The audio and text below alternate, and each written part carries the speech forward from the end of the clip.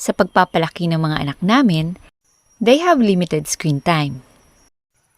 So most of the time, nasa labas sila for a healthy adventure.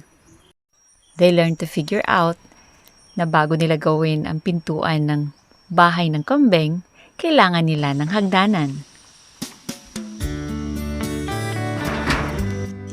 So here they learn to plan ahead and work accordingly. Screen time instead is being replaced with productivity. In this regard, parents should set healthy boundaries for their personal peace and order, kung saan nagiging pagpapala sila sa mga nasa paligid nila. Hi!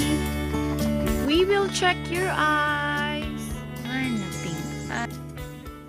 Napikot po si Kim.